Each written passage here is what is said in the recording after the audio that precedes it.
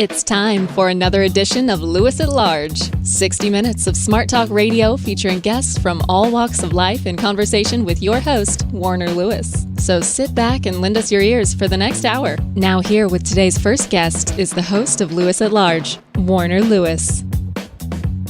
Well, welcome everybody to another segment of Lewis at Large. Yours truly, Warner Lewis from the flight deck, and as always, some pretty smart talk radios in your future. In this segment, very pleased to have our guest. We're going to be talking about a pretty serious subject, but she'll make it interesting indeed. We're going to be talking about the real dangers of a cyber attack with Robin Burke. Who is Robin Burke? Well, she was in charge of the Defense Threat Reduction Agency's Independent Networks Research and is an expert on network science.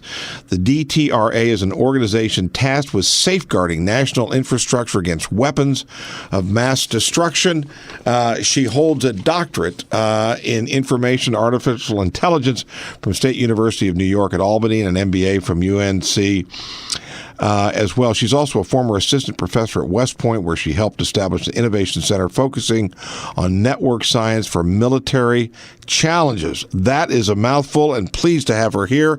Robin, how are you, my friend? Hi, Warner. I am doing fine, and I'm pleased to be here with you today. Well, do we call you Dr. Burke, or what should we call you? Robin. Okay, that works for us for sure. Let's do this. First of all, security in general, and also the organization for which you worked, the defense organization for which you worked. Was it in fact part of the U.S. military, or was it a separate entity? It is part of the Defense Department. And for many years, its primary focus was nuclear attack and nuclear safeguard. This is the agency that helps to develop the methods for telling whether or not Iran is cheating on the nuclear game. But weapons of mass destruction have gotten larger over the last few years, last decade or two, and so DITRA also does some work around biodefense and biowarfare, chemical defense and chemical warfare. Their main job is to provide the understanding and the expertise. They're not an operational organization. They're not out there in the field, but they do an awful lot of support to the people who are. When we were all growing up, when baby boomers were growing up, we heard a lot about the do line. And I'm curious, A, does that still exist? And B, just from a high level of opinion from you, from Robin Burke, what, in your opinion, is the greater threat? Is it a cyber attack of some kind, or is it a military attack of some kind? Well, Warner, what's happening when we see this with North Korea, and also to some degree with Russia, is the two things are merging.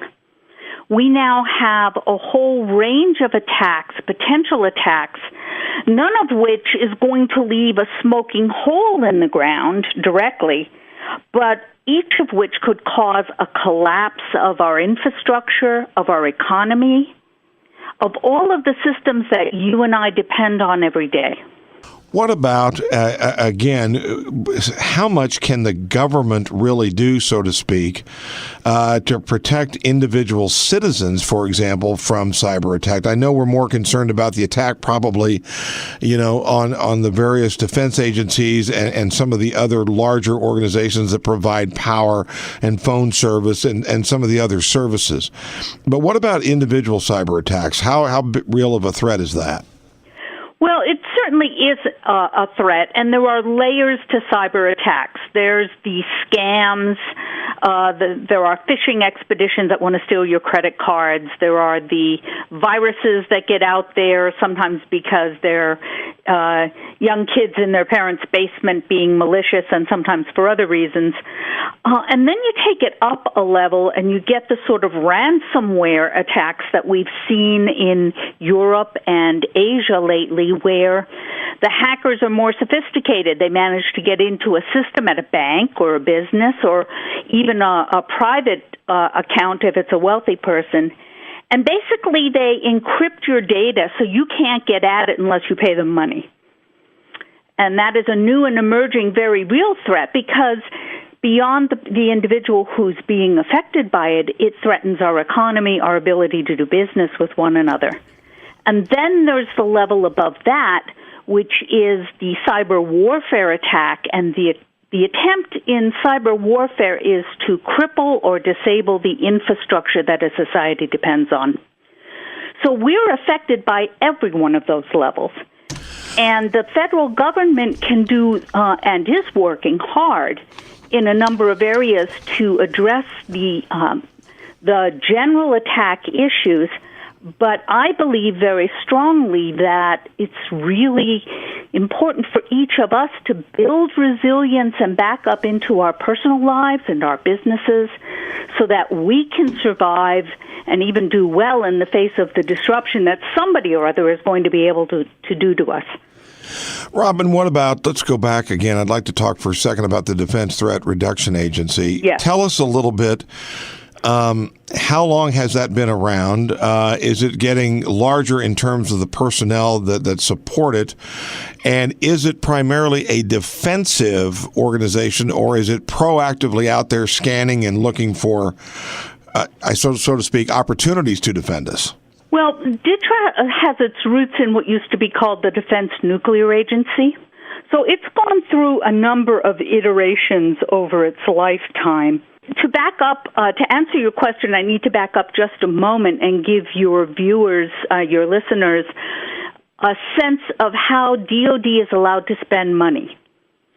Because when Congress passes a budget for the Defense Department, they have what is colloquially called colors of money. There are different pots into which certain amounts of money are put, and DOD is not allowed to shift money between those pots. And there's one pot for research, development, test, and evaluation. That pot is line item 6 in the overall budget for DOD, but that pot is broken down into smaller pots. 6.1 is basic research, which is a very small amount of what DOD does. 6.2 is early applied research, and so on. What DTRA did was to ask for and get some money at the 6.1 and 6.2 level to address threats to the overall infrastructure for which there wasn't already an understood scope and nature of the attack. So when we look at what might happen in, say, a nuclear attack, we've known for a good while how to model the impacts of an explosion of a certain size at a certain place at a certain time. But what we didn't have until I came to DTRA, or just before I came, was a way to say, if there is, say, a dirty bomb in Manhattan or Los Angeles or Lawrence, Kansas, and people have to get out and they have to use a transportation system to get out. They're going to use a communication system to call their loved ones. They're going to hit the hospitals. Hospitals are going to need supplies. How will that all play out? And that's what network science is about. Network science is about being able to model the way these different systems that we rely on interact with one another, because it's not intuitive how they interact. And if I may tell a story from 9/11 about that. Please do. I was up here in the Mid-Hudson Valley area of New York State. My husband was teaching at West Point, and I had been asked to come on as a temporary professor, but I had not yet started. When 9/11 happened, and our adult daughter was doing some work, some office work down near the Twin Towers. So I turn on the TV that morning after I go through my exercises, and I see the second plane hit the second tower. What does any mother do, right? I got on the phone. I couldn't get through to my daughter. In fact, I could not get through to my daughter for 36 hours. She was 65 miles away from me, and I could not reach her to make sure she was alive. But she managed to get through to her grandmother in San Francisco 3 hours after the attack. Now, I got really curious about that, Warner. How is it that I could not reach her by phone, but she could go to the West Coast? And the answer out of network science is that what happened that day to the communication systems was the result of not just how the cell phone towers work or how the internet works, it was also the result of the social relationships that people have. Because if you look on a map, most of the people who work in Lower Manhattan on that day lived northeast and north of that part of Manhattan. So where were the communications paths totally swamped and overwhelmed? North and northeast, which is why she managed to find a slot to go west to California. So when this whole new discipline of network science started, it actually started around the year 2000, but in 2005 or so, one of the heads of DoD Research and Development at the Army, actually, Dr. John Parmentola, he was a physicist, and he commissioned a group at the National Academies of Science, and he said, "Tell me, I'm hearing this word network science. Is this just a marketing buzzword from, the Beltway bandits that want to sell me stuff? Or is there something real here?" And what the National Academies of Science came back and said is, "Oh yeah, there's something real here, and you better be funding it because you, the Army, you, DoD, are building things like radios that connect to each other on the fly on the battlefield, and you don't have the mathematics to predict how they're really going to work. Nobody does." So that's what network science is about. And the way that DTRA got involved in network science is that they're charged with being able to predict the impact of new threats on the homeland. And nobody had ways to model what would happen during a attack in a major city or an attack on the power grid, and so on. So this is a new discipline. There's a lot more work to be done, and DTRA's not primarily in the research business, except insofar as it supports the mission. And so I went down and I helped to focus. They had just started this program, and I got it focused, got it launched with some high-level people who had 3-year grants to do really good work. And then I went off to apply the new insights for customers in the national security arena and a couple of other places. And DTRA brought in a young scientist to take the program on sort of a long-term, be a bureaucrat for a long time basis. Again, if you just joined us, yours truly, Warner Lewis from the flight deck of Lewis at Large Radio. Special guest this segment. Got a good one going here. Talking to Robin Burke, formerly in charge of the Defense Threat Reduction Agency and Independent Networks Research. She's an expert on network science. We've been talking about it. DTRA is an organization tasked with safeguarding national infrastructure against weapons of mass destruction, amongst others.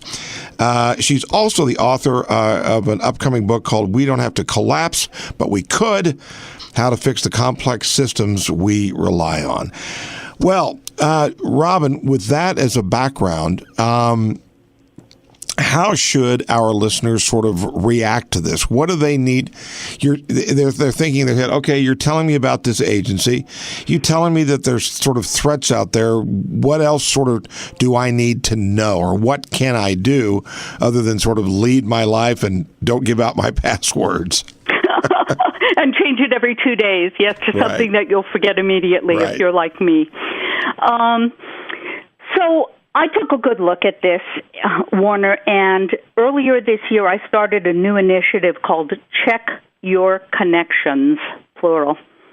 And the idea behind Check Your Connections is that I took a lot of the insights from network science and from some other disciplines, and I boiled them down to concrete steps that people and organizations and businesses can use to plan and to make choices in the face of all of the rapid change that's around us and the major uncertainty that it brings.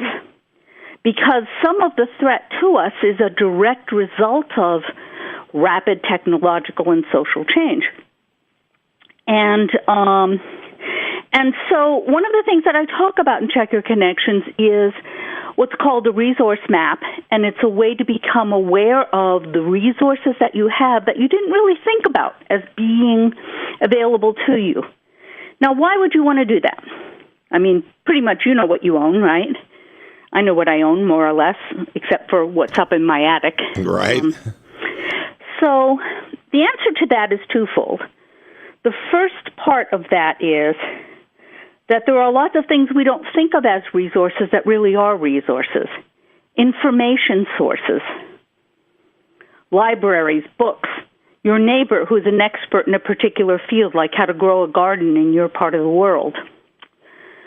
But the other reason for doing a resource map is that it gives us a way to think about how we can build what I call resilience and anti-fragility into our lives. And so resilience is being able to cope well and to survive with unexpected change or attack, like a cyber attack that brings down the local banking system, for instance. And anti-fragility is actually being able to not only survive, but to thrive. So the way that we do that is that we build a constant kind of awareness, what the military calls situational awareness, into how we do things. You know, it used to be that if you were in business, you were taught a certain way to plan, how to do cash flow management, or how to decide which loan to take and when to buy back your stock. Well, all of those things that I learned in B school, they're still true if the environment is stable. But the threat to us is that the environment is not stable. And the threat from cyber is that not only is it not stable, but it might be pretty bad. So what I encourage people to do is to take a 3-level approach to responding to these threats and to building resilience into their life. The first level is everybody who possibly can should have at least 2 weeks worth of all of the things they and their household need to survive. Food, water, sanitation means because by the second week, people can get really sick if there isn't good sanitation going on, and so on. Ways to keep warm in the winter. The second level has to do with making backups of things. For instance, keeping a paper copy of your address book, keeping a paper copy of your business records and your checking account information.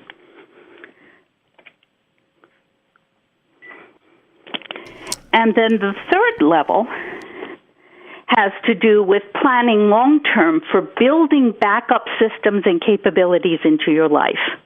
Does that make sense? Indeed, it does. What is your feeling overall? Let's go back up now to the national level.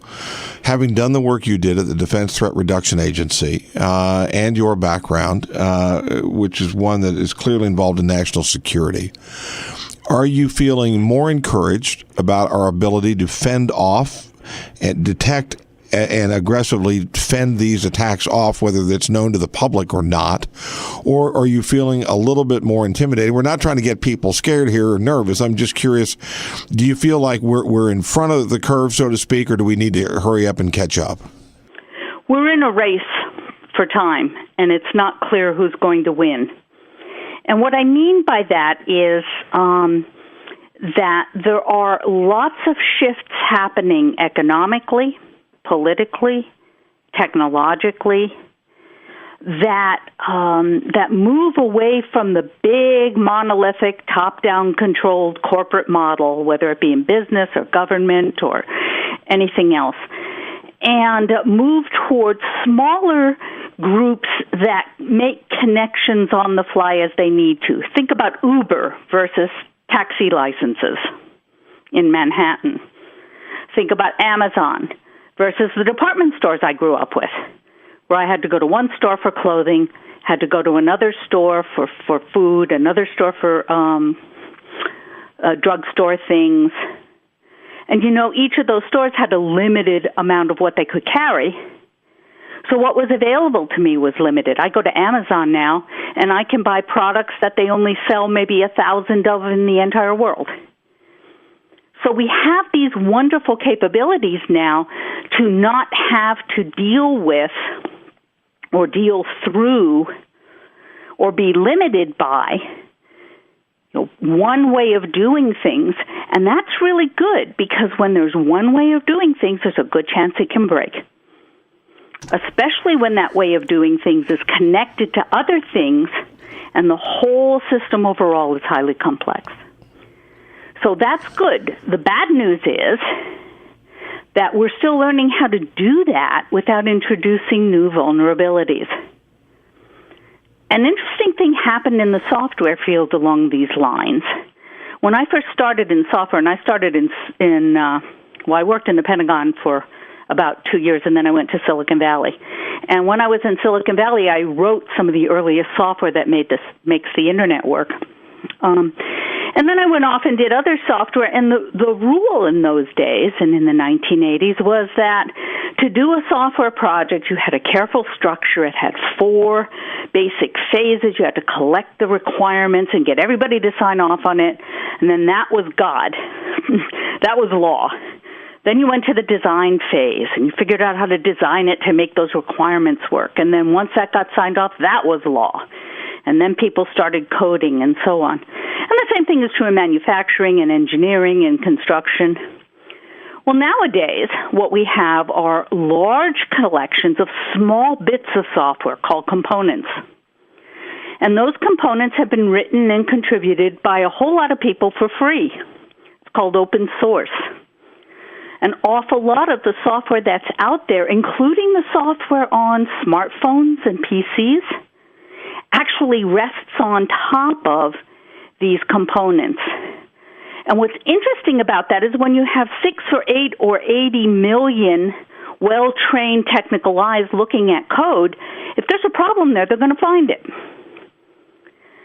So what we need to do is to move to models where we're not so dependent on only one way of doing things that's controlled from the top and is rigid. And this is true socially, it's true economically, it's true politically, it's true technologically. We can get there. But right now, what we have is a little bit of the old and a little bit of the new, and we haven't found all the danger parts yet. Well, it is a subject that is vast, and thank you for scratching the surface for us. We've been talking again with Robin Burke. She was formerly in charge of the Defense Department's Defense Threat Reduction Agency's Independent Network Research. She's also an expert on network science. Robin, how can people find out more about cyber attack, find out maybe a little bit more about DTRA, and a little bit more not only about the work you do, you've also got a couple of upcoming books coming out. Tell us a little about where they can go to find out more about you and some of the things we've been talking about. Sure. A good way to find out about me, at least an initial introduction, is at a website called Check, CHECK, Your, YOUR, Connections, plural, .com. And the books that are coming out in the Check Your Connection series, the first one will be out in September. It's titled How to Thrive in an Uncertain World. And that book has a lot of the insights of network science and some other sciences boiled down to concrete steps that individuals can use to plan the next best steps they want to take to make their lives resilient, including against the effects of a cyber attack. For people who want to know a little more about network science, there's a very nice article online. It was published in Wired magazine. And people who Google a title along the lines of Mathematics Prevent Next Network Failure. The full title is The Mathematics of Preventing the Next Big Network Failure. We'll read about a lot of research work, and I'm quoted at the end. All but one of the researchers and projects that are listed in that article were, in fact, at least partially funded by DTRA in the program that I ran.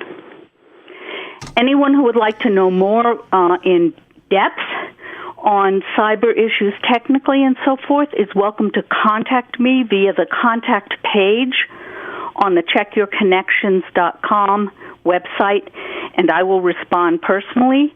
I have a book out there that I wrote in the 1990s on how the Internet works, TCP/IP Blueprints. It's still on a lot of people's shelves. And I will be glad to connect people to the specific information and resources they want. Well, thank you so much for your insights and your observations and sharing what is obviously a very, very complicated, vast subject that will be requiring more and more of our attention as time goes on. And we would love to have you back on again in the future. I would enjoy that, Warner. Take care, and take care to all of you who are out there listening. You bet. We will be back with more right after this on Lewis at Law.